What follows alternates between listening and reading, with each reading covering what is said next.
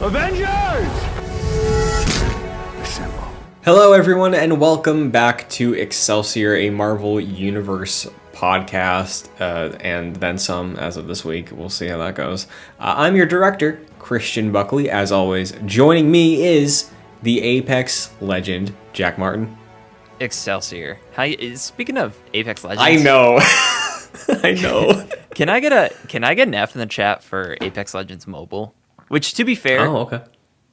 Did I know existed? Maybe, questionably. I think I did, but is now dead. They're shutting it down. You see, yes, F, well-deserved F. Well, 2 Fs we can give. Yeah, I thought you were gonna go with Titanfall 3's dead. Yeah, see, that is the more important one. Yeah. I was thinking of the one that, was actually alive and is now deceased. Yeah. However, yeah, for those that don't know, the Apex Legends / Titanfall rumored game that I think we only really found out about When it was because of its canceled. cancellation is gone. Very sad. I don't see how, more so an Apex Legends tie-in game does not just print money for EA. Yeah. I don't see how that game is canceled. It's very sad to me. The Titanfall universe and Apex Legends universe is really fascinating, and that franchise at this point with Apex Legends is massive. So I don't see the sense behind that. It's very sad. Yeah, it's quite unfortunate. I really hope we get something down the line, but I'm not too, optimistic about that. No. At this point. I think it's just Apex Legends. Yeah. Well, we got some interesting stuff to talk about this week on the show. We eulogized Avengers last week, so quick follow-up on that. I did reinstall it. Hey, there you go. I haven't played it. Well, I did load into the menus, and I was like, I got the banner. It's like, you can play as Bucky Barnes now. And I was like, cool. Any motion comic for that thing? Not that I noticed, but it might be I had to activate him on the war table or something to do that. I don't know. Yeah. I feel like there was on YouTube or something when they announced it. That sounds I honestly familiar. don't remember. That does sound like something that happened, but we got some interesting stuff Marvel related this week that will probably be pretty brief, but listeners, you may have noticed at the beginning, we did shift to a Marvel Universe podcast, but this week we're also bringing in the DC Universe because Marvel might have some competition in the near future, thanks to former Marvel director James Gunn, but we'll get to that. So, Jack, you like PlayStation? I sure do. I love PlayStation. You like Insomniac games? Yes. They're one of the best. I agree. You like Insomniac's Marvel's Spider-Man? Sure, and I'm excited for Insomniac's Marvel's other projects. Yeah, we got Insomniac's Marvel's Spider-Man 2 looking like this year. And this was announced, I want to say 2 years ago now, almost. Insomniac's Marvel's Wolverine, which disappeared after that initial trailer. Fun fact, that was the same showcase where we got the KOTOR remake trailer. Cinematic. Dude, R.I.P. Yeah, R.I.P. So if people were concerned about Wolverine after seeing what happened with that, I understand it. But we got a rumor from Jeff Grubb over at Giant Bomb, which is quite enticing. Yes. So we talked about it when Insomniac made their comment, around the new year, that Spider-Man 2 is aiming for fall this year. Jeff Grubb on, I believe, Giant Bomb's Game Mess Mornings, which is the, the morning talk show that he does. He's got a couple shows for Giant Bomb. So this morning, he talked about Insomniac's next Marvel project, not Spider-Man 2 being Wolverine. And he has heard, allegedly, grain of salt, but he's got a pretty good average when it comes to these sorts of things. Wolverine will have an M for mature rating. It's going to be featuring human dismemberment, which people so desperately wanted out of Star Wars. It's currently targeting fall of 2024. Potentially could be pushed to 2025. Christian Buckley will step in here and say, I think it's likely will be pushed to 2025. Yeah, that's what it feels like. And in terms of the scope, considering Spider-Man is a full open world game, he compared the scope of Wolverine to be more like God of War and God of War Ragnarok, which is like semi-open world, like the hub area that you can explore around with other story-centric hallways to go through for certain sequences of the game, so that's basically all there is in terms of the Wolverine talk, and I feel like there could be an entire episode about this, but Jack, what did you think of hearing these things about Wolverine? So I think the M rating and the dismemberment stuff, as well as the 2024-2025 info, that makes sense to me. Mm-hmm. Especially the M stuff. Like, that is such a miss if you did not choose to do that. Mm-hmm. That seemed very obvious to me. So good confirmation here. I agree. I feel like this is a fall 2025 game, realistically. Mm. That's where my head's at.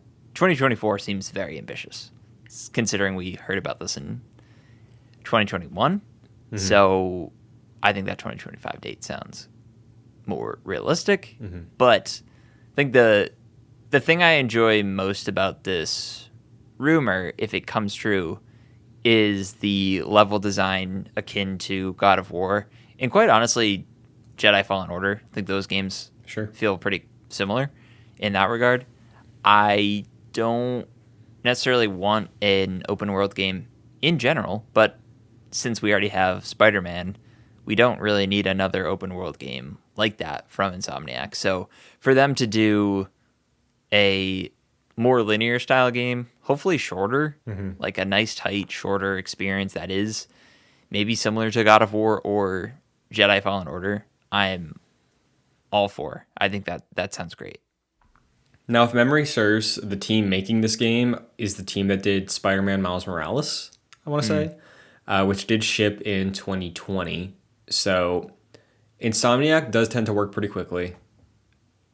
I don't think fall 2024 is out of the realm of possibility, but just with the state of how games go these days and delays, Insomniac doesn't typically miss their dates, but with something like Ratchet and Clank, which was initially launch window PS5, launched in November, game released in July, like they never got more specific than that. So I don't think we're ever going to hear a delay for Wolverine. It's just going to be like, when we get a date, it's like, okay, yeah, they probably internally pushed it, right? If the rumor is fall 2024 and it's coming out in March of 2025, it's like, okay, we heard, but, makes sense. They're still nailing a date that they're not going to miss based off their track record. But, yeah, I'm with you. I want this to be smaller. I want this to be relatively linear. So hearing that it's more God of War than Horizon is good to me. And story-wise, I think he also mentioned that it's like him pre-X-Men. So right, yeah. You're dealing with not the film Logan, but like you're dealing more with like the Logan persona of Wolverine than Wolverine the superhero, which also lends itself to the M rating, I think, where with the X-Men, I do feel like he's kind of nerfed a bit in most storytelling. Toned back and kind of dealing under the guidelines and rules of the X-Men. Yeah. Which I think can be done well, personally, but I do think that, you lead with Wolverine as the title, people expect it to be the more violent version. Yes. No, absolutely. Do you think we see this game at all this year? Yes. This is going to be PlayStation's submission to the Game Awards trailers. Oh, that's a good call. That is a good call. Because I don't think we see it before Spider-Man comes out. No. Because what's the point? Mm-hmm. Like, sure, you could, but if it's a year or two away, why even get that message out before Spider-Man comes out? Mm-hmm. I do like your suggestion with Game Awards, because at that point, Spider-Man is coming past. People got that Marvel taste in their mouth already with Spider-Man. Might as well show some more with Wolverine. That's a good point. Now, here's the hypothetical, Jack. Mm-hmm. Forever, all the podcasts you and I listen to in the gaming world, when Marvel Games was founded, is there going to be a gaming universe gaming Avengers. And very quickly, the common sentiment was that would be way too hard to juggle between publishers. Now, with Insomniac having full control over both these characters, Wolverine and Spider-Man, I've seen some people doubt it, but are you with me that this is the same universe? I don't have they confirmed that or not? I don't know, but I've definitely heard people be like, who's to say? Maybe it won't be. I don't think it will. It's like, I don't know. I think it might be. I think it probably is, but maybe not so in a meaningful way. Mm-hmm. Unless they do a Spider-Man Wolverine game, which doesn't really make a lot of sense to me. Well, in Web of Shadows on the 360 and the PS3, Wolverine apparently buddy with Spider-Man for some arcs. Mm-hmm. And Spider-Man gets to rip him in half if you go evil route, if you go bad boy route. Okay. I think it probably is, but not necessarily in a meaningful way. So the reason I ask is because people, for some, an understandable reason, have always like speculated, wondered about a gaming equivalent to crossover Avengers, stuff like that. What if Insomniac does what nobody else making a Marvel game so far has been able to do, and does a post-credit scene that is directly leading into their Wolverine game? As in maybe a prologue demo sort of thing as the post-credit. Maybe just one little, like a bar fight. Like play Wolverine next fall. That would be pretty sick. Right? I don't think it's impossible. No, it is. I mean, it's the same dev, so it's certainly possible. Just be like, hey, West Coast team, email us this bar fight, and we'll slap it in the end of the credits. You know? That is how games work. It Just is. give us that email. Yeah. So, but yeah, do you think we'll see it in some capacity this year in a somewhat meaningful way? Yes, not until after Spider-Man comes out, though. Sure. And where are you with that? Do you think that's? I know they said fall, and there's always that nebulous, like, technically September is still summer, but Spider-Man 1 released in September. So where are you at with seeing Spider-Man this year? Yeah, I'm fully on board that it comes out this year. I think anywhere from September to November is when we see that game. I think that's a fair bet. I think that's PlayStation's biggest game they have this year, probably. We'll probably get it in the summer, if they do a showcase, which honestly, it feels like it's been a while since we've heard anything from PlayStation. They didn't do anything last year. They had a state of play that was third-party stuff and God of War. That was it. I think we're due. Yeah. So, especially with Spider-Man, it's going to be their biggest game ever. Spider-Man 2. Oh, yeah. No doubt about that. So, we got to hear about that soon. Yeah. I'll go as far as to say we just saw God of War broke records, right? Like the fastest selling PlayStation exclusive was Ragnarok. So like 11 million in like a week or something like that. I think it excluded Spider-Man. Okay. It excluded some games. Okay, well that's less impressive. But I forget the attachment to it. I don't know if it necessarily broke records. It just reached that milestone. Okay. At the very least. Oh, I think it was fastest to hit that marker is what it was. Okay. Yeah. My point being, even with selling that game on 2 consoles and the PS4 version, which more people have, being cheaper, I do think Spider-Man 2 will break every single PlayStation record. It's the first real PS5 system seller. Yeah. One could argue it's the first real PS5 game. We'll see. We'll see. But yes, at the very least, I think this is the first big tentpole game that is saying, hey, this is only on PlayStation 5. Mm-hmm. And there have been PS5 exclusive games, but not to the extent of Spider-Man 2. Exactly. That's what I mean when I say the first PS5 game. Yeah. Because Insomniac also did, I think, what I consider the other, this is a PS5 game, is Ratchet and Clank, right? Right. Yeah. Which is short. Ratchet and Clank historically, especially since the PS3, has been very tech demo-y, but still really fun games.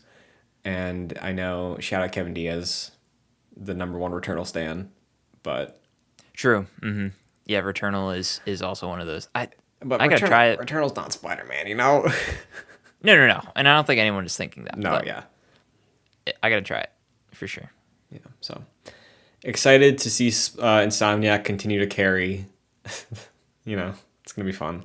Yeah, I mean, they're kind of like the juggernaut of PlayStation at this point. Just like with the quality and the quantity. Like Naughty Dog for sure is one of their premier studios, but you just don't get the amount of games coming from them on the same clip that you do Insomniac, which still creates really great games, just at a very fast pace. It kind of makes no sense. Yeah, and I haven't played more than like the very beginning of Rift Apart, but I think I feel confident in saying that it's been a minute since Insomniac has ever made a game that I personally would give like a 9 or higher. Spider-Man got close to me, but I do think a Spider-Man 2 could knock it out of the park. I think I've said this to you. I feel very similar about Star Wars Jedi, where like Spider-Man Jedi Fallen Order was like they got it. Like they did it. They got it.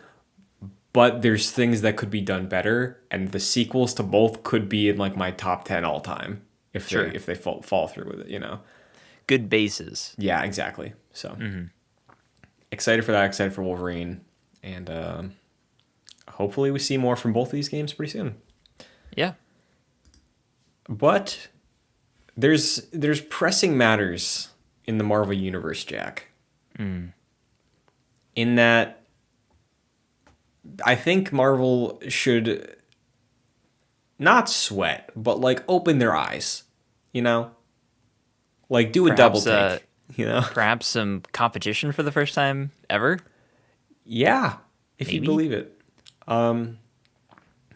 James Gunn, who very recently, end of last year, got promoted to the co-chairman of DC Studios alongside Peter Safran, who is a storied film producer who's worked around Warner Bros. Before.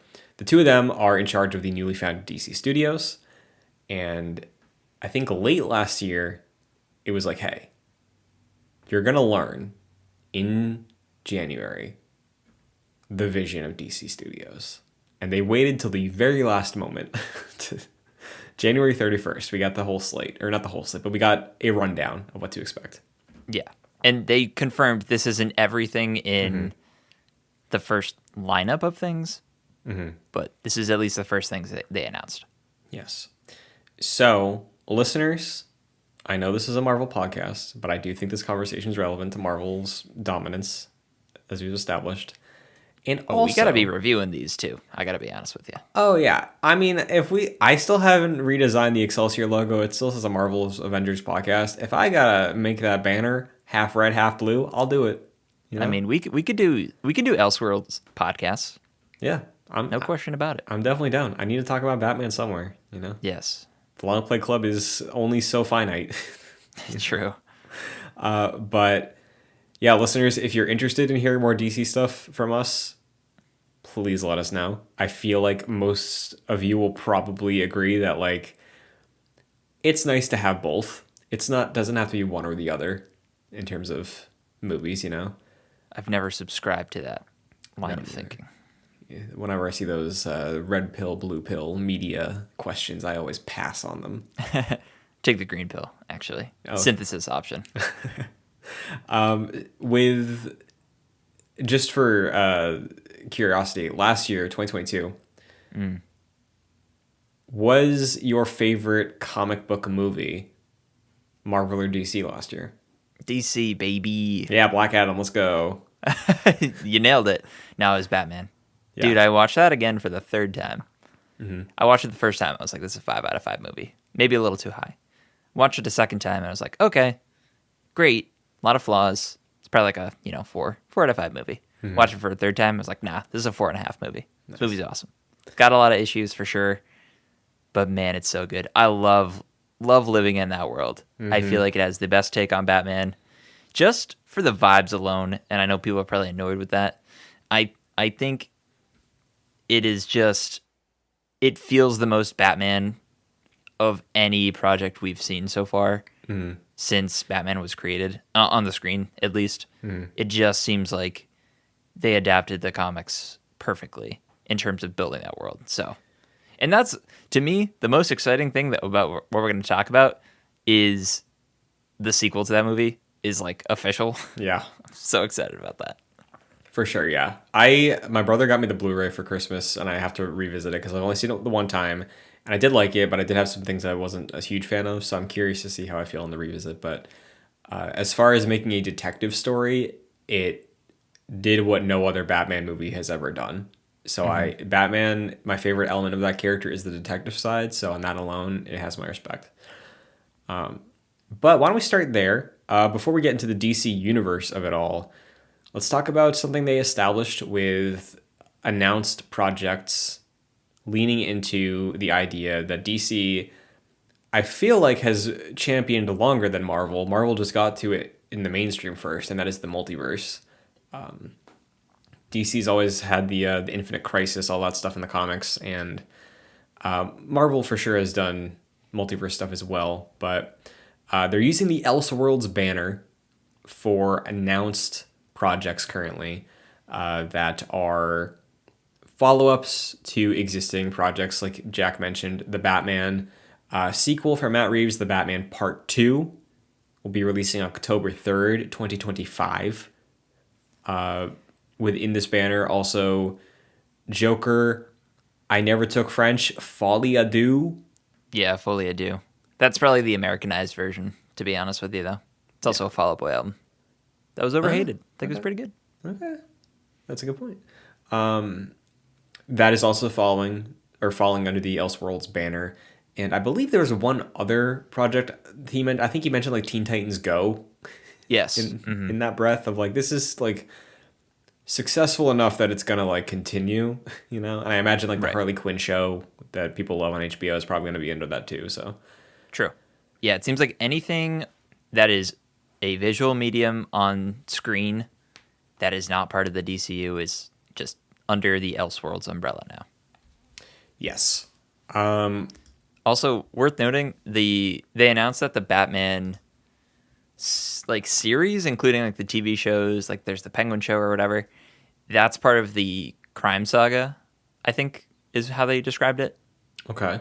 So it seems like they're really going full bore on that being like the very much detective side of Batman, which is awesome.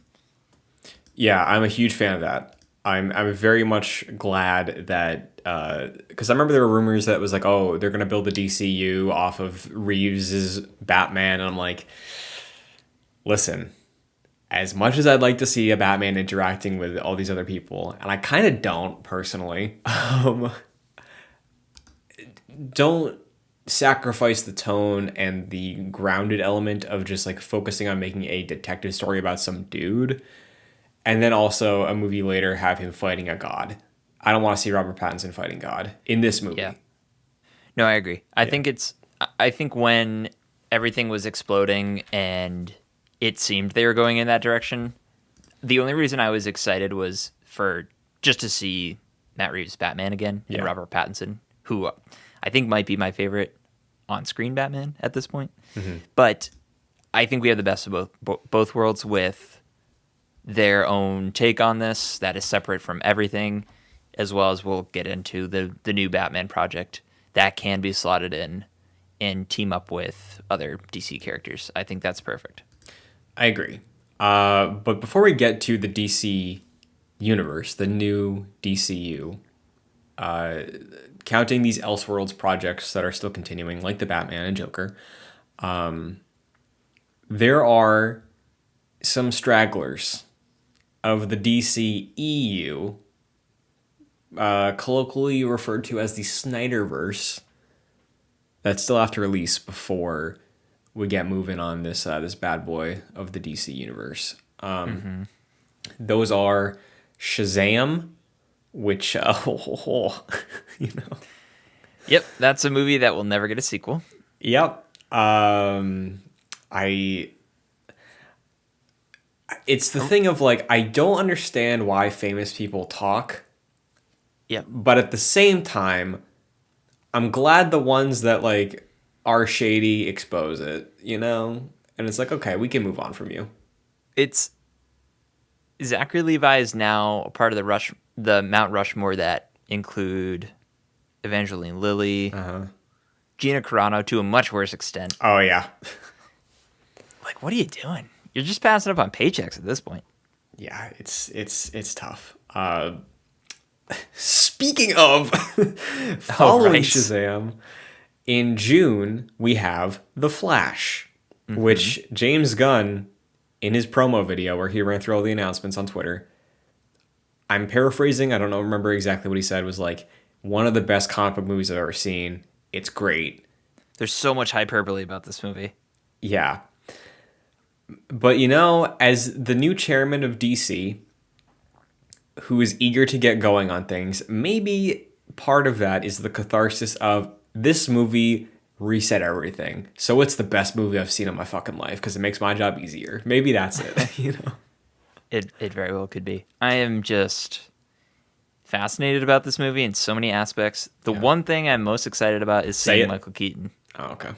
What did you want me to say? Ben Affleck, it's his last time. Dude, compared to Michael Keaton, Fair. I'm sorry, Ben Affleck, I don't care. That's fair. That's fair. That's very fair. I honestly forgot that he was in the movie. Yeah, I believe it's his final performance as Bruce Wayne Batman. So Speaking about catharsis, he's got to be really excited to just be done. yeah. Well, I don't know the validity of this, but I did see this morning there was some like DC fan account that was like talking about like I didn't find like a backlink to an actual like interview or anything, but it was like quoting James Gunn saying that like they've talked with Ben Affleck and he's like excited about wanting to direct something with DC, Right. which yeah, I'd still be super on board for that. I like most of the things he's directed. So, I do too. but yes, The Flash starring Ezra Miller, and a third Ezra Miller. I believe there are multiple in that movie. Yeah, you're correct. Along with the multiple Batman that will be releasing, and then this is what's confusing to me, Jack. The Flash, and it's bad that we're two projects in, and now I'm a little confused. The Flash is resetting the universe, but we have two stragglers still. We have Blue Beetle, which, for all intents and purposes, I think is probably fine. It could stand on its own. You know, they could cut out whatever connections there are to the Snyderverse in there and just be about this kid getting his tech suit, right? Like that seems realistic to work around, right? Mm-hmm. The kicker, though, is Aquaman and the Lost Kingdom. This movie's been in development for years. It is a sequel to a very successful DC movie. The first Aquaman did very well. And there's all this talk back and forth. I'm seeing all these rumors about like they're reshooting a bunch of stuff to make it like fit in with the DC moving forward. James Gunn also in his interview with press was saying we're leaving the door open for people like Gal Gadot and Ezra Miller and Zachary Levi and Jason Momoa to return. How do you feel about that one? Well, that's weird that that last sentence specifically doesn't include Henry Cavill. Yep. Like, why everyone else? Which is curious because Henry Cavill is, I think, the most beloved of any of the original. Maybe Ben Affleck, or I don't know. It seems that's just weird to me. I'd much rather a clean reboot. I know Ezra Miller is returning. Mm-hmm. At least that's what James Gunn has said, which I suppose makes sense for the Flash. Mm-hmm. Like as a multiversal character to, yeah, whatever. Sure, makes sense. I don't know about Aquaman. Didn't they say it was leading into Superman or some project? Yeah, so the way he phrased it was that Aquaman and the Lost Kingdom is like leading into what is the first project of the first film, of chapter 1 of the DCU, which they're calling Gods and Monsters, being the Superman film, Superman Legacy. So the justification I have heard is that James Gunn wanted to go a different direction with Superman, where Henry Cavill's like pushing 40, and they want a young person to be the center of the universe that they can like use as the lead for a while. Mm-hmm. On that front, I understand. Yeah. You know, it's like you look at the MCU, there are people who are older in age, but they don't use beyond like their trilogy, but they have them pop up here or there. You know, I'm thinking like moving forward with Thor.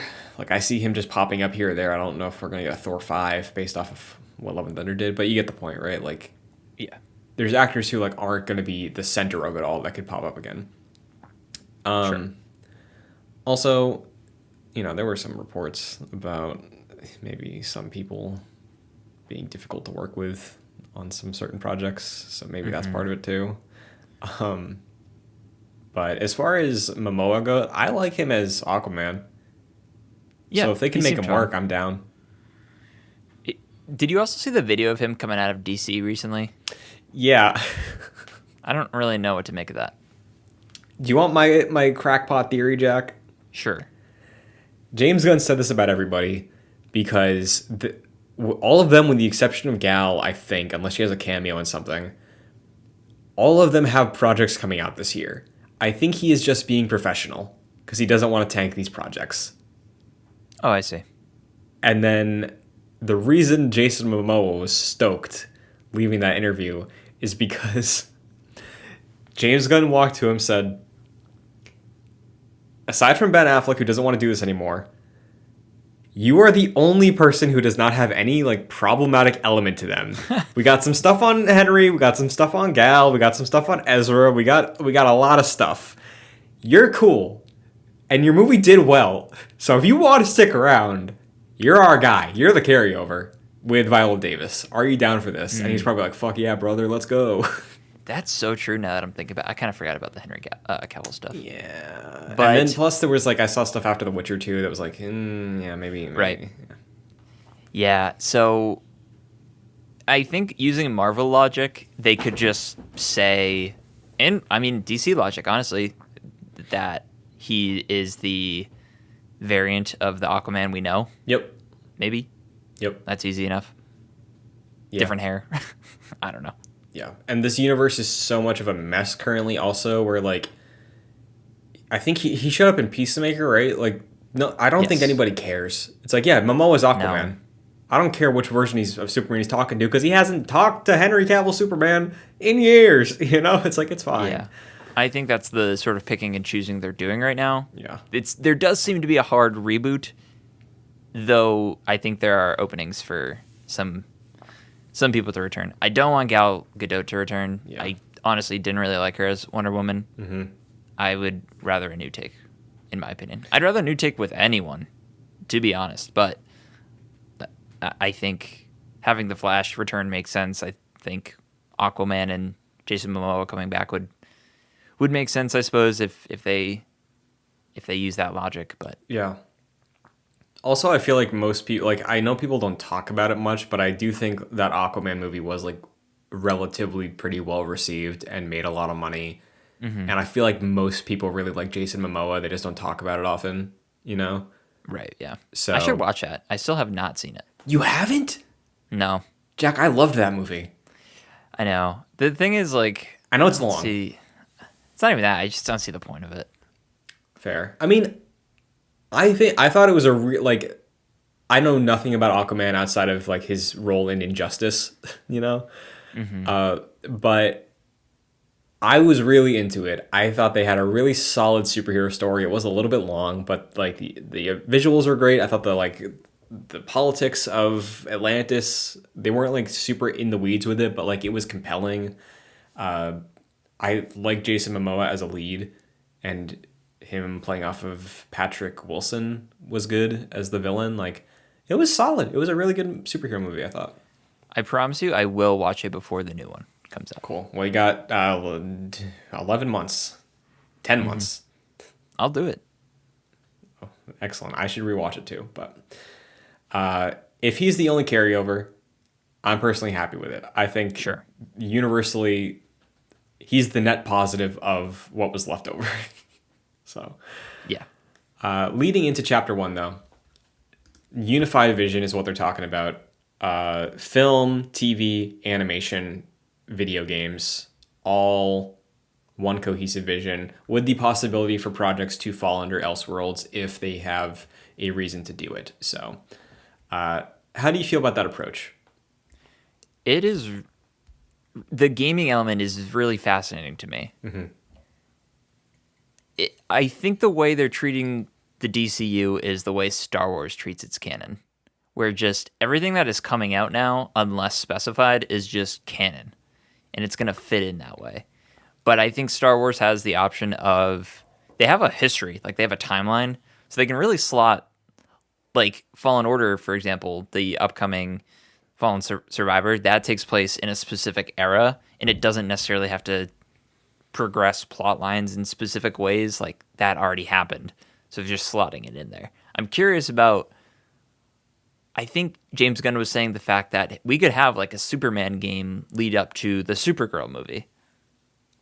That to me is like, oh, so we're gonna get like a side story from Superman ahead of that movie. That's interesting to me. I'm curious how that plays out.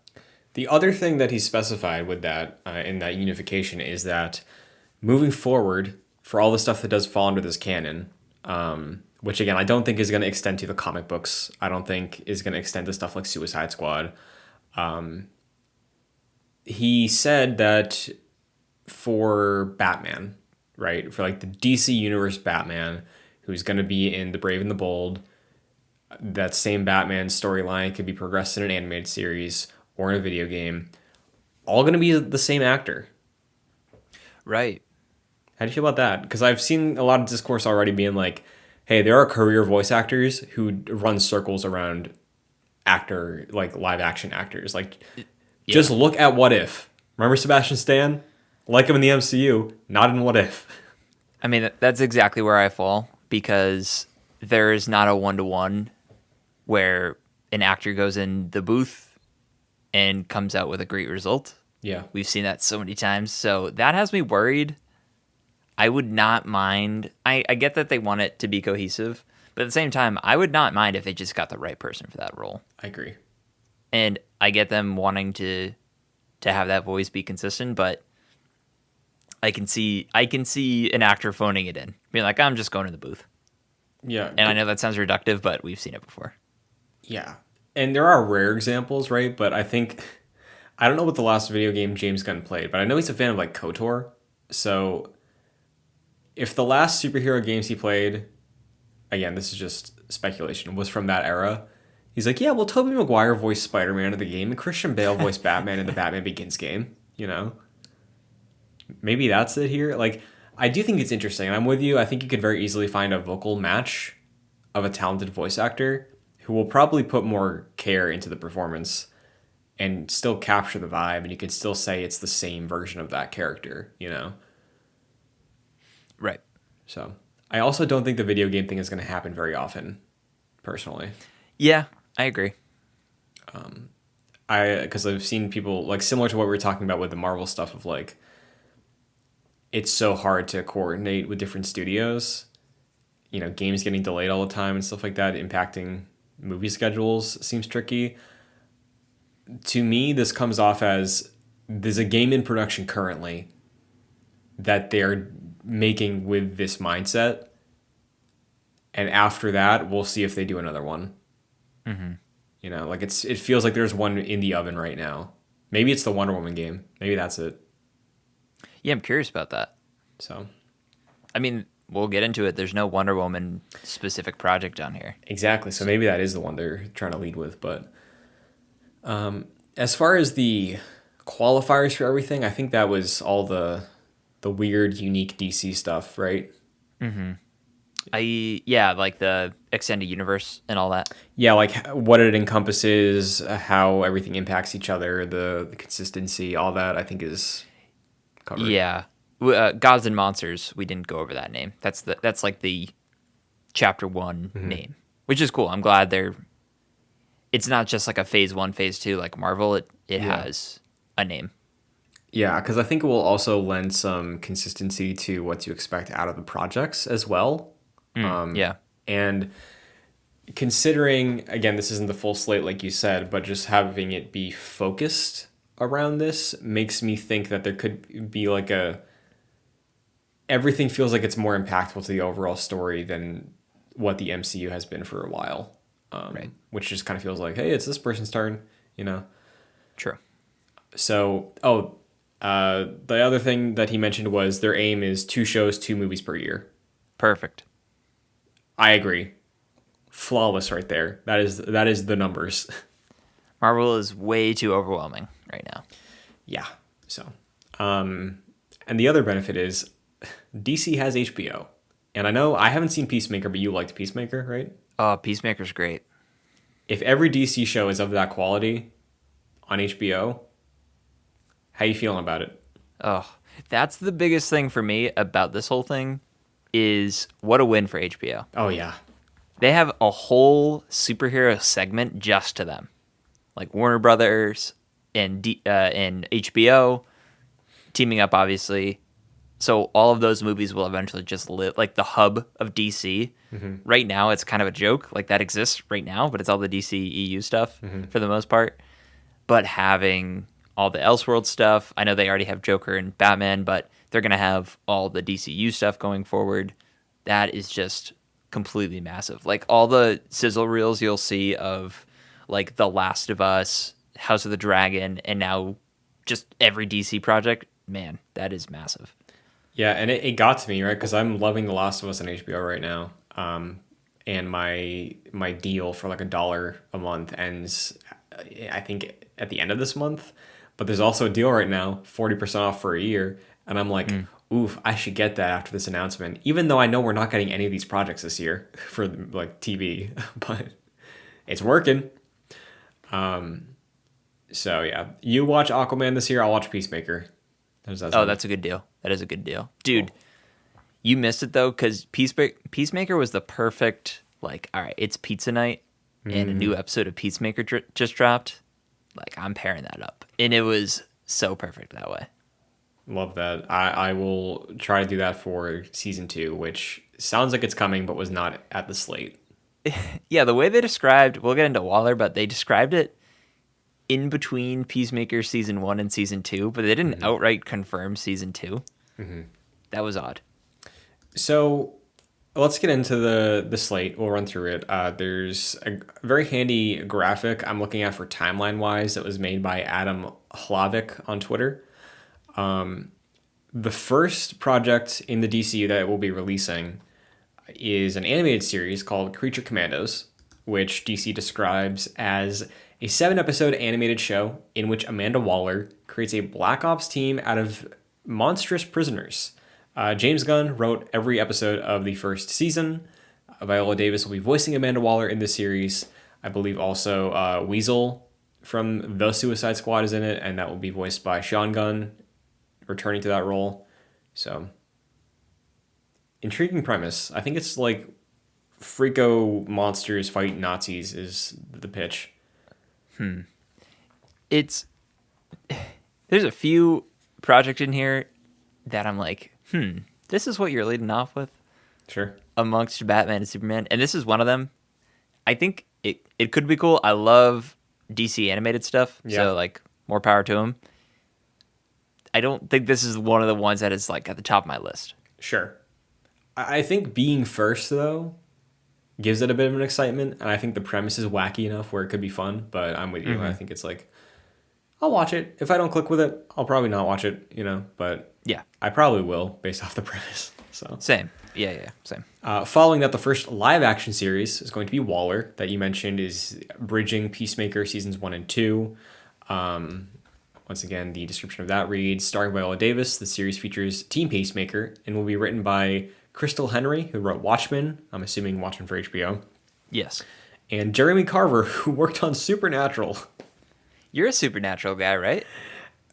Listen, I watched seasons 1 through 5 of Supernatural is really strong CW culty, like schlocky, campy, fun horror stuff. I was gonna say the way you're describing this sounds like a CW person who is going through Stockholm syndrome, because I can describe the same way of Smallville. Fair. And then I watched like 2 seasons. It was very clearly supposed to end with season 5. And then they kept going because it was the most popular thing they were doing. And then I was like, okay, I stopped at like season 7, I think. I just stopped halfway through. And I don't know what it devolved into, but it devolved. So I'm a fan of the early Supernatural. I don't know what part of Supernatural Jeremy Carver worked on, but Watchmen, though. Watchmen. Yeah, that's huge. I mean, they have all the HBO talent, which is fantastic. Yeah, that's big. Then we have the first film, dated July 11th, 2025. Superman Legacy, written by James Gunn. It will focus on Superman balancing his Kryptonian heritage with his human upbringing. That gives us nothing, but I do know at the press event, Peter Safran was like, hopefully James will actually want to direct it too. So, Yeah, and they were describing like this is a Superman who is kind in an era where kindness is outdated or something along those lines, and reiterating truth, justice, in the American way. So it seems like they're taking the correct approach to Superman. yeah, my worry, I love James Gunn. I think he can write very heartfelt stuff, and I'm excited to see him write Superman. And I think he understands the breadth of these characters enough to like write Superman the way Superman should be presented, which is like not like riffing, like the Guardians are, Yeah. or like the Suicide Squad stuff. I think there is like I know thin ice. There is a godly element to Superman. It doesn't have to be like full on Snyder, but like there's like when you like Superman should like fill a presence on a screen, and like there should be a big deal when Superman like flies down slowly to do something. Yeah. He's also a Boy Scout, though. That's true, but that can be done well. Look at Captain America, right? Right. I think that's my main worry with all of this and James Gunn's involvement, because he has a very specific tone to what he does and his writing style. It's very comedic, but we've seen so many different instances of directors going from comedy to like more serious avenues. Todd Phillips, for example, with like the Hangover series, and now Craig Mazin. Joker. Craig Mazin is another great example. I didn't realize he did like parody movies. Yeah. And then he did Chernobyl and The Last of Us. So those are some examples. Not to say that it's a definite one-to-one, but I think James Gunn certainly understands the assignment. Yeah. And he's very talented. Yes, for sure. So I think I like the direction they're going with. I do think a hard reset will work because you don't have the baggage of the Superman. As much as I love Man of Steel, who was like a murderer, you can embrace the Superman people expect to see, and I think still probably tell a compelling story with him. And I'm glad they're leading with Superman. Yeah, you kind of need to. He needs to be the face of the DC universe. Yeah, as much as I love Batman, I do really like Superman. Like Man of Steel got me into reading some Superman comics, and I do like him a lot. So yeah, that's exciting. Beyond that, another live action series on HBO, Lanterns. This enormous TV event series follows intergalactic cops Jon Stewart and Hal Jordan as they uncover a dark mystery. At the press event, it was compared to True Detective. This is my most excited DCU project. Really? Yes. We got a Batman thing, we got a Superman thing. I know nothing about Green Lantern. Oh, Jack, I'm going to send you 3 comics you should read.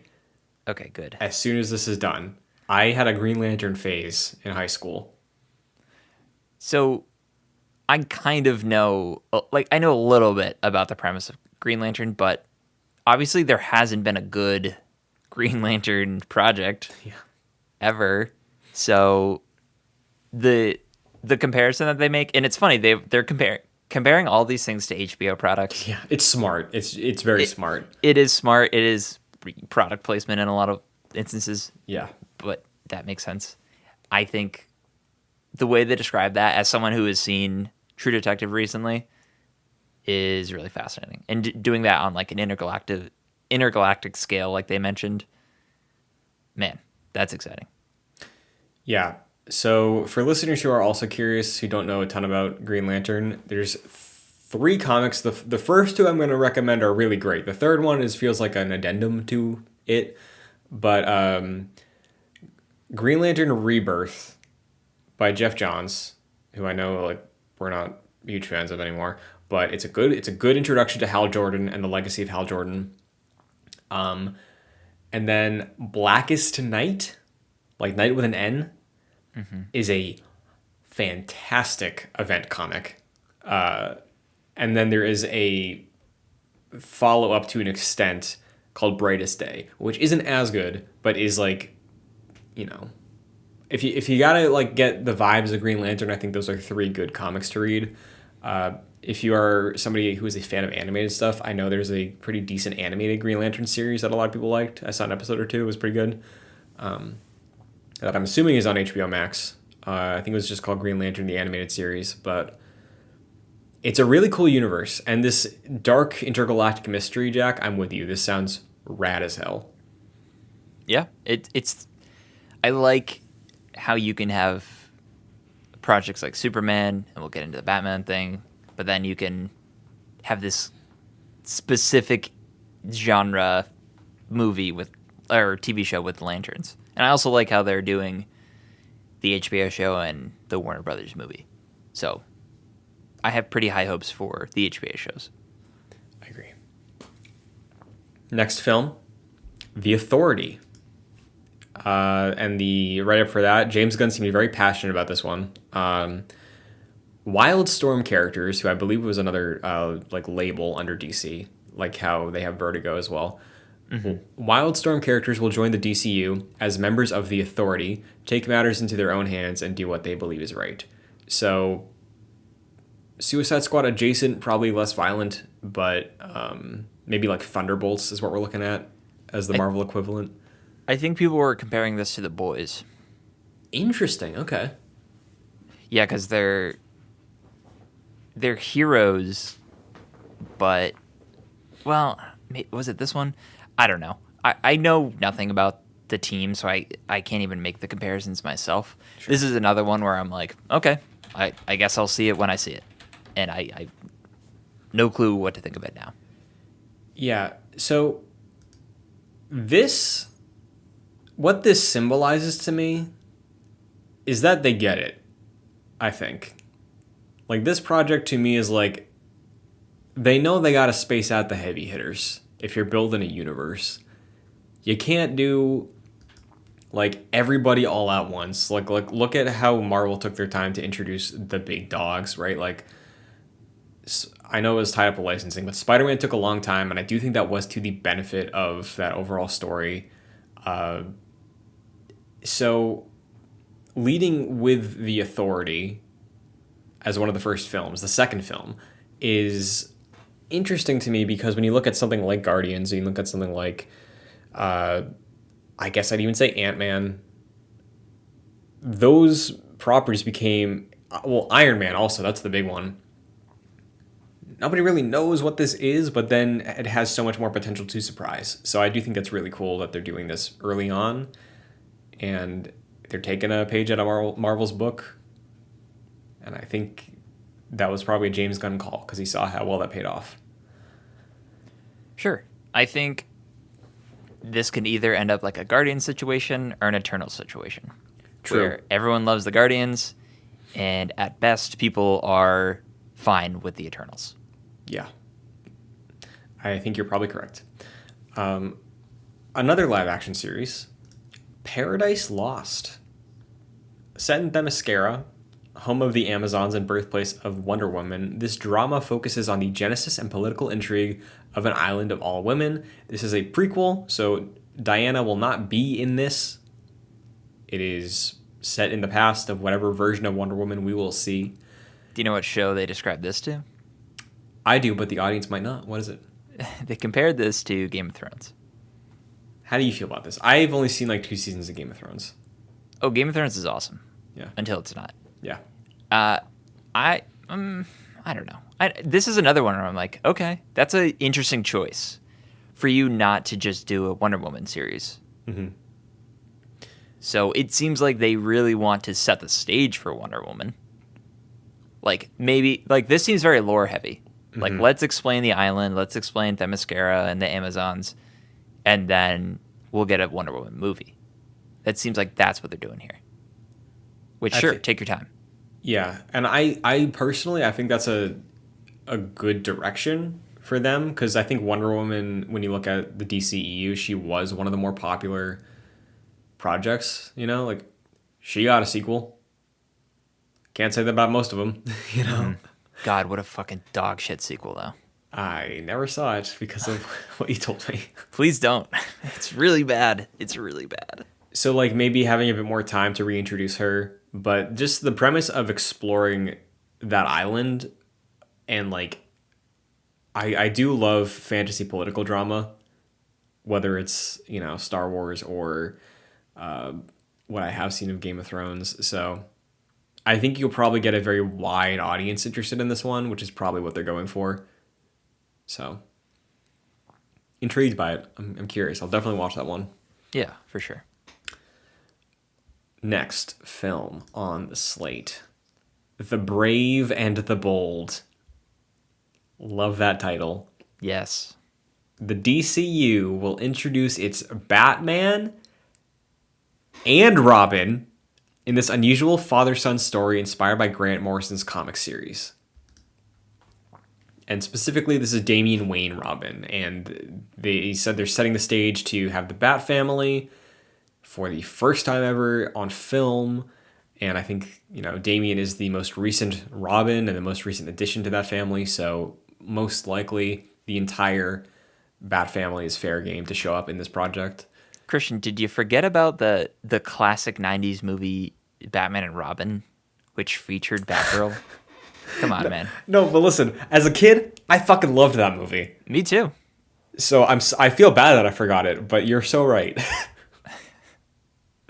But this is and I didn't realize this until someone outright said it. It's the first time we're seeing Robin on screen, minus JGL, in his suit, since that movie. Yeah.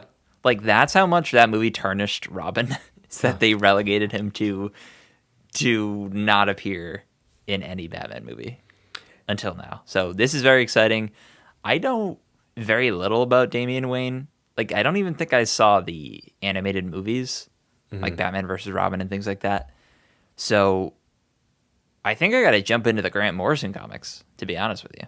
Oh, me too. And James Gunn earlier today posted like a Twitter thread of like some of the comics that like they're not adapting, but like the vibe he said they're going for. And Grant Morrison was popping up a lot for these characters. So I'm with you. I want to read some of those. Damian Wayne, I know, is the son of Bruce and Talia. Mm-hmm. Bruce didn't know about him, and she raised him as League of Assassins kid, So like he has that Jason Todd energy of like, I should kill people who are bad, because he was raised that way. So I'm very excited for this one. I feel like I'd be lying if I said this isn't the one I'm the most happy to see announced. Oh, for sure.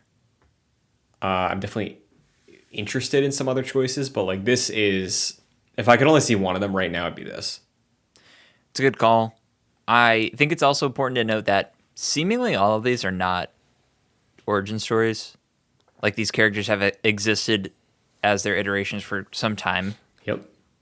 So that I'm glad they're doing that. We don't really need origins too much.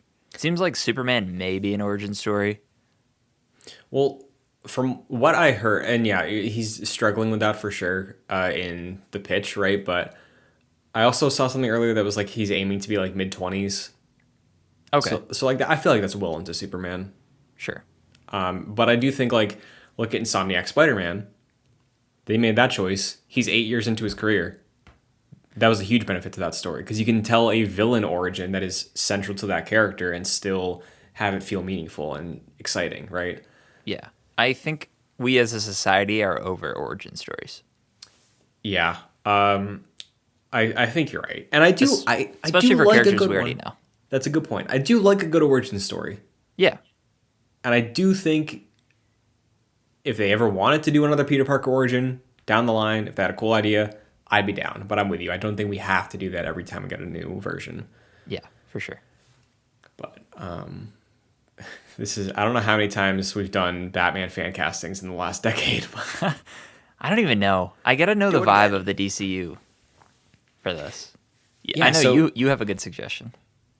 Yes, if you recall, when the Batman was announced, rumored to be very, very high up there as a choice was Oscar Isaac.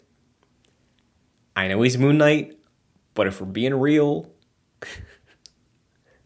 Batman, Moon Knight, like, come on, I don't know. I think he would do both. Yeah, I think so too. Because the other thing to consider is Batman's going to be a father in this, so he's probably going to be a little bit older. If Superman is going to be like 25, 26, Batman's probably going to be at least in his 30s. There's an interesting age gap there between those two characters who have their own tension and friendship. So I think Oscar Isaac could have the intensity of Batman being a father, but also like the comic book Arkham Batman charm that I think these movies never touch on. So he's my choice. It's a good choice. I'm always bad at fan castings. I'll just shout out Winston Duke, who voiced Batman in Batman Unburied. That'd be fantastic. I love him. He's so good. Maybe they'll do that. I think kind of got robbed of Black Panther, I think. I agree. So, yeah, maybe he'll be Batman. Directed by Ben Affleck. Is my wish. Yeah, they haven't announced a director yet, right? Nope. That'd be cool. I think he wants to direct a Batman movie. I think he does too, man. I really think he does. And this seems dark. Like, they use Brave and the Bold, and I feel like that TV show is for kids. It is camp. It's good, but it's camp. I don't think that's what we're getting here. If we have Damian Wayne, and James Gunn described him as like a little son of a bitch, I think that's like the phrasing he used. Yeah. Who is very violent. I don't think that's the tone we're going for. Now, Jack, if you recall, when the Batman was going to be a Ben Affleck feature, the pitch for that was basically Arkham Asylum. Mm-hmm. Now, there's a DC project that haunts my fucking dreams because one of my favorite superheroes is Green Arrow. He's like top 3. Huh. It's Batman it's Batman and Spider-Man in the top 2. I can't choose, and then Green Arrow is after that. Interesting. I didn't know that. And it's a very cool comic. I can also recommend for people who are curious. But there was going to be, like, David S. Goyer wrote the script a long time ago, a film called like Green Arrow Supermax, where Green Arrow and Deathstroke were both locked up in a Supermax prison, and the entire movie is the two of them, uneasy alliance, working together to escape. Ooh, that sounds interesting. So if you're saying dark, and they didn't announce the goddamn Green Arrow project again, if we can turn that script into a Batman thing, if it's like Batman and Assassin Robin have to work together to escape, and the whole time Batman's like, stop trying to kill people, Arkham-esque. I don't know, there's something there. I think you're onto something with that darkness. That's cool. That's a cool premise. I would love that. I know. And it's never going to happen. But next live action series is the one that I am the most excited about out of all the projects. Booster Gold. Really? Yes, because I think this is a fantastic premise for a character for a TV show. Booster Gold uses basic technology from the future to pretend to be a superhero in present day. Now, I'm familiar with this character through a comic, and he was in like one of the old DC animated shows as sort of that like Incredible Syndrome using tech to imposter Mysterio, if you will, from Far From Home. Mm-hmm. And I think that's an interesting premise of a guy who's just kind of a fucking loser going back in time and being like, hey, I'm like Superman. But it rests on the casting. And do you know who has popped up as an actor talking about this role and has been a fan cast and has said he's like looked into the role and stuff? Are you talking about Anthony Starr? No. Okay. I've heard that, but who are you saying? Glenn Powell. Remind me? He was, I believe, Hangman in Top Gun Maverick. Oh, the sort of antagonist. Yeah. Yeah, all right. Oh, that's a good one. Because Booster Gold's got to have like a punchable face. Like he's charming, Yes. but like, goddamn, like Sure. I think that this project has so much potential. It could very easily not be great, but him like traveling through time to different eras, popping up when people get like sick of him, he's like, oh, gotta find a new decade to be a superhero in. Like that could be fun. I'm into that. He needs a very good foil in this movie for me to be invested. Sure. Well, typically in the comics, Booster Gold teams up with Blue Beetle a lot. So if Blue Beetle is like, let's say like the DCU's Spider-Man or something, or Iron Man, I think that could be an interesting combo. I'm only familiar with Booster Gold through one Smallville episode. Oh, okay. Well, listen, if that's the source of the distaste, I get it. Yeah, it wasn't great. I'll tell you that much. Not many Smallville episodes were great. This is not one of them. Yeah. Like, because this has been a popular project like people have wanted out of DC for a long time, myself included, to the point where back in the day, everyone was like, perfect casting is Nathan Fillion. Like, that's the vibe you got. Ooh, yeah. So, we'll see how it goes, but I think that one has a lot of potential. For sure. After that, another film, Supergirl, Woman of Tomorrow. This is based off of Tom King's run of Supergirl under the same title. This science fiction adventure, which will be based on Tom King's amazing award-winning recent comic series, presents a Supergirl viewers are not used to seeing. James Gunn described her as very hardcore. Apparently, Crypto the Superdog is going to be in this. Hell yeah. This sounds cool. That makes me excited. Yeah. I know very little. This is the cousin of Superman, right? Yes, the cousin who had more experience on Krypton and is a lot more jaded than Superman is. Okay. Yeah, see, I know her from Smallville, and my recollection is a little hazy with that show. So I don't really recall her too much. Sure. But that is my experience with the character. Cool. Yeah, I would. Tom King is my favorite comic writer. If I read something from him, I know I'm going to like it. Because he did Batman, he did Vision. Vision, yeah. So I should read this. But I do think it's very cool that we're getting two super blank projects in chapter 1. Yeah. That's going to be a the- big focus for sure. Yeah, out of the 4 films we've talked about so far, 2 of them are Superman related, which I think is smart. That's a good move. Yeah. And then lastly, final film. I'm laughing at this description on the website. Swamp Thing. The film will investigate the dark origins of Swamp Thing. They didn't really put too much effort into that one, did they? They did not, but thanks to Twitter, we might know more about this project than any other project so far because James Mangold tweeted out a Swamp Thing thing the same day. So he's basically confirmed to be directing? They haven't said anything officially, but I think everybody's taking it as fact. I mean, sign me up. I was excited because, first of all, I know nothing about the character.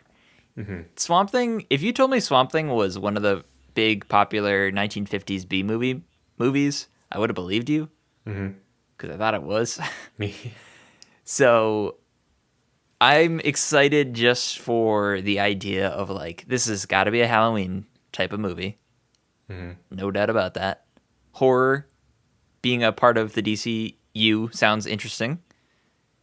But for also James Gunn to be involved, or excuse me, James Gunn is involved, but for James Mangold to be involved, director of Logan and the upcoming Indiana Jones movie, now you have my attention.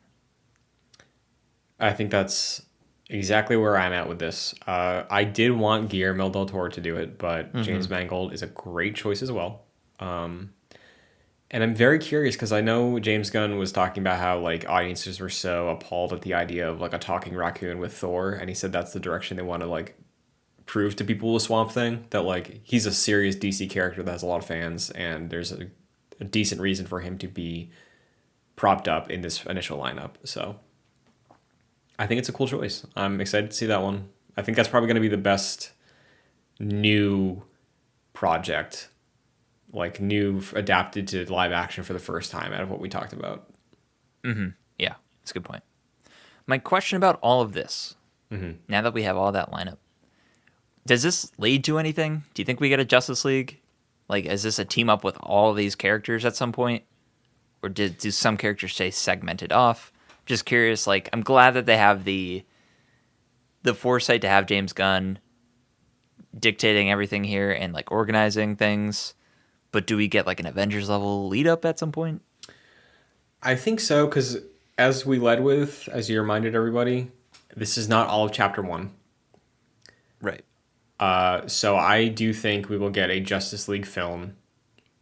Probably, I'd say give them 2 movies after Swamp Thing. So that for film-wise, that would be Superman, The Authority, Brave and the Bold, Supergirl, Swamp Thing, and then 2 more movies. Gotta get a Wonder Woman movie in there, probably. Most likely, yeah, unless you use Justice League to like follow her perspective of it, maybe. I don't know. Yeah. I think there will be a Justice League movie before 2030 with some of these characters. Not all of them. I don't think Booster Gold will be in there, or Peacemaker.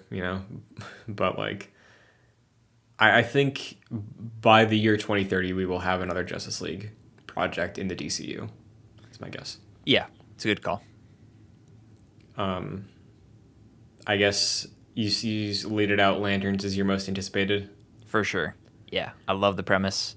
I know, like I said, know nothing about Green Lantern, so yeah, that is exciting to me. Yeah. What about you?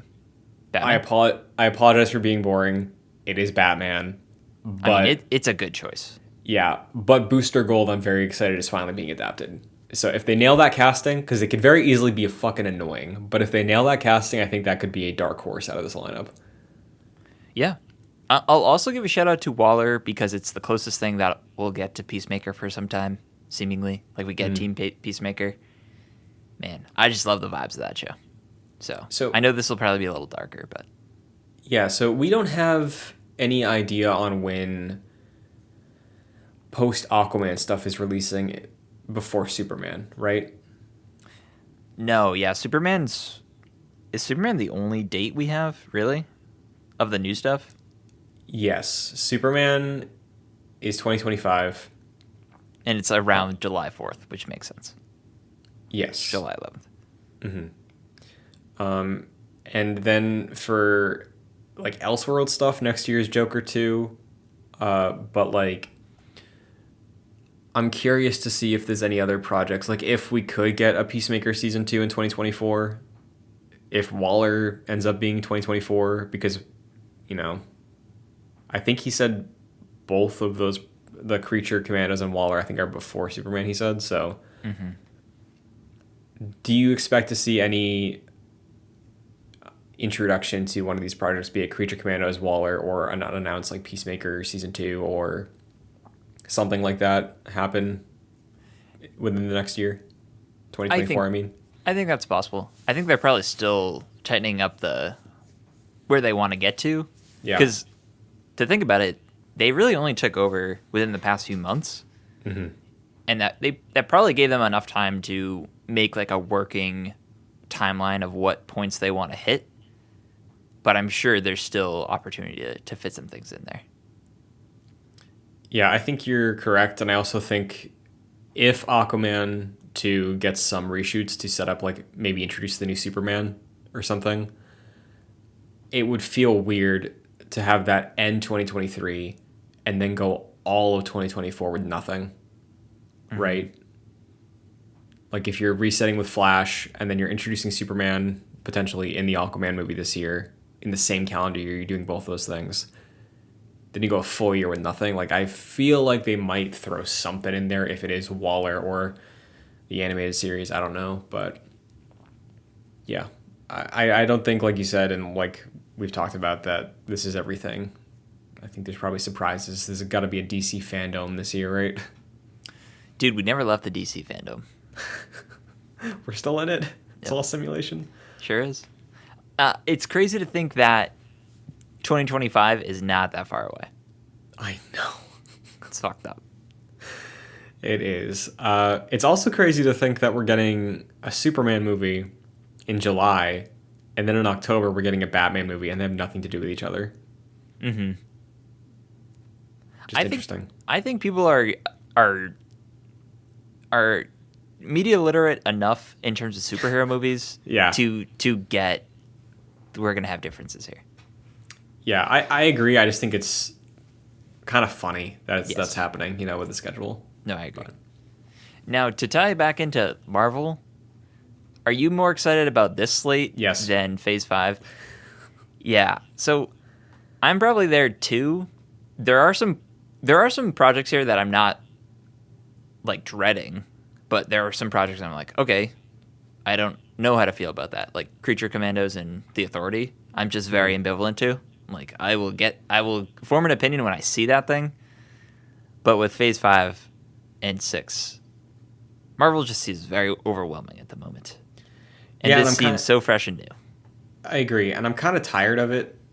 Marvel, like, they throw so many characters onto you at this point where it's like I do appreciate like how wide we're getting with characters who appeal to different people, but keeping up with it is a little tiring, and constantly having to meet new characters is also a little tiring.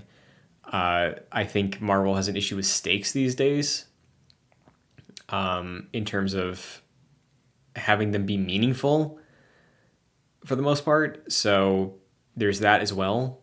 But I mean, I felt this way for a while. I think DC, with a proper head on their shoulders, in terms of quality, could run circles around what Marvel does. But that's just not what it's been forever. No.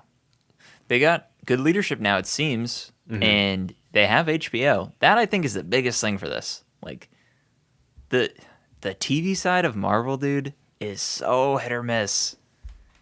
But you kind of have to expect all the HBO projects for DC to just absolutely hit. Because HBO just hits every time. Yeah, like they've really come around since fumbling Game of Thrones, and that was just because the people who worked on that show for so long dipped, like, or lost interest, whatever happened.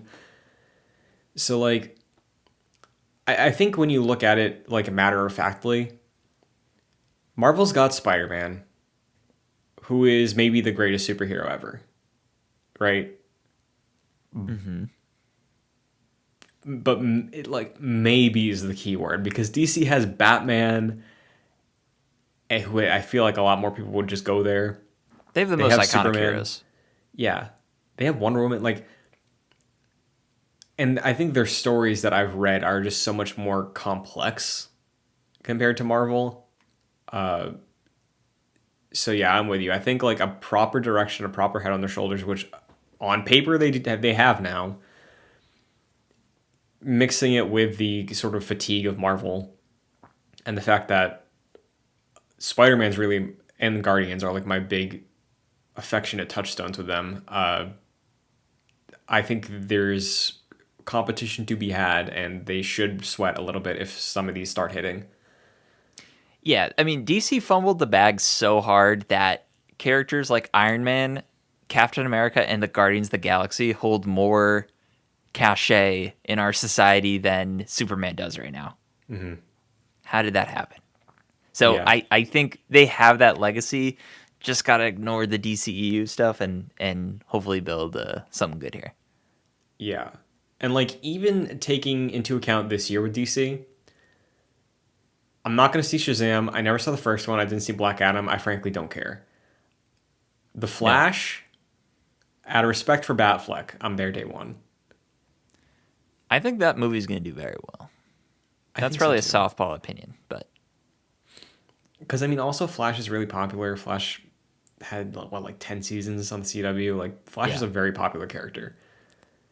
And just the marketing they're gonna do with that. I mean, it's so in to have legacy actors show up now.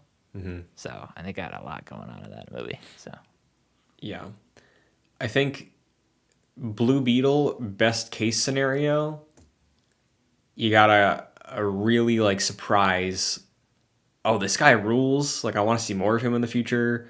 Sort of feeling that Iron Man had. Worst case, it's another average movie from the old DC management that they can probably just, like, rework Mm-hmm. down the line or have him pop up as a side character. And then Aquaman, I'm genuinely excited for. So even like within this year, I think they have some stuff that could help them hit the ground running. But come 2025, Marvel, watch out. I Yeah. think No, I agree. so. I can't even think of anything in Phase 5 right now. My mind is kind of mush with Marvel. I know Ant-Man's coming up. I know we have the Oh, we're Marvels. in Phase 5. Yeah. Ant-Man kicks it off. Then is Echo out this year? No one knows. We have the Marvels. And I'm kind of blanking on anything else that's coming out this year. Because there's too much. For Phase 5 Marvel, I'm stoked for Guardians 3. Yes. Oh, yeah. That's this year, dude. That's Yeah, this year. stoked for Guardians 3. Probably I would say more than anything that's, just a logo with DC right now. Uh Stoked to see how the Marvels turns out because I really love Kamala and I like Brie Larson a lot. And I really do hope it's like some weird stylistic choice they make with that movie. And then obviously Deadpool Wolverine, I think is Phase 5. That's next year. So that's there as well. But aside from that, yeah, I can't think of much else from Phase 5. Seems like, Daredevil? yeah. Yeah. I think that's Phase 5. Okay. There's like a couple things I'm genuinely excited for, but I hope that. I kind of hope the MCU just reboots after this saga. Kind of over yeah. it. I'm not over it, but I'm getting to the point where I'm like, oh boy, we've Jack, eaten too much of the Marvel popcorn. we are deep into the Marvel podcast, so I feel safe saying this because it's been so much DC talk. So the people who are hardcore Marvel only are probably out right now. I think I am over the MCU. Kind of. It's I'm still there, because I'm just too invested, but I'm very apathetic about it these days. no, I agree. I agree. And like they just ended it so perfectly with Endgame and all that. Like they had that nice tight package, and it's like we're gonna keep going. It's like all right, okay. And that's not to talk down any of the projects we've gotten because I think we've gotten some phenomenal ones, some of my favorite ones we've had so far. It's just too consistent. Like there's too many projects happening in such close proximity that it's like overstimulating to the point where I feel nothing anymore. Yeah, I agree. Which is again why 2 and 2 for DC I think is such a strong choice, and I hope they keep that up For for a sure. while. Yeah. But we will see how this shakes out in the years to come. We will see how DC fares this year. The first new thing I'll see from them is The Flash in June. And very curious how that reset happens. Do they get nominated once again at the Academy Awards when The Flash enters Oh. the Speed Force and resets the DC? Possibly. I can't believe that happened. They don't have that campaign, excuse me, anymore with like the Snyder stuff. So Yeah. I don't But, know about that. yeah, we will see how that shakes out. But any final words on DC Universe Chapter 1 Gods and Monsters, Jack? It's exciting. Sorry, I'm like swallowing my spit wrong. Do you need a minute? Or are you good? I'm good. Okay. It's exciting. It feels fresh. Yeah, this is. I'm like, some projects I'm like, I don't really know how to feel about yet, but yeah, on the whole, I'm excited for DC to be thriving, seemingly. So, how about you? Yeah, I'm glad they are taking a page out of early Marvel's book in terms of tackling things that have zero expectations tied to them for the general population, because it's so much easier to impress with a character like that. And best case, you got a new moneymaker. Worst case, you move on. So I think that is a good call, balancing between proven favorite characters like Superman, Batman, Green Lantern. So I'm very excited for this to happen. Very optimistic about it. I trust James Gunn. So yeah, it feels nice to be excited about superhero movies on the whole again after Yes. this. Totally.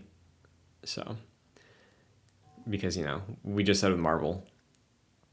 Overall, I don't think I would say I am excited by anything in the MCU. Specific projects have me very excited, but like the MCU as a whole and the direction and just the scope of it is kind of beyond me these days. Yeah. I'm kind of at the point where I expect the next two Avengers movies to kind of be bad.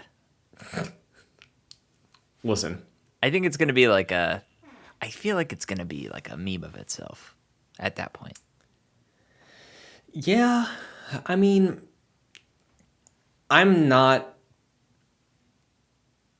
don't think they're going to be able to do it again.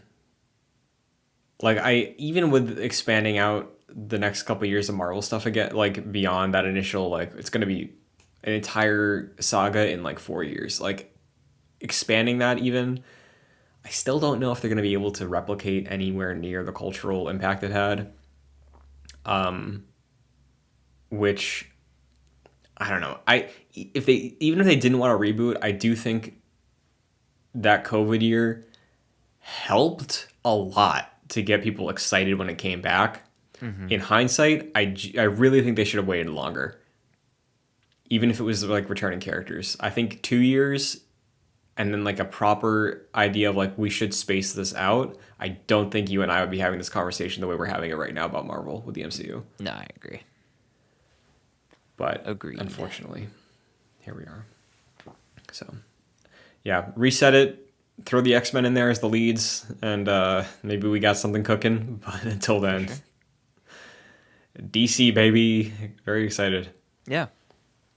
So, that's it for this week's Excelsior. We will be back next week for an episode.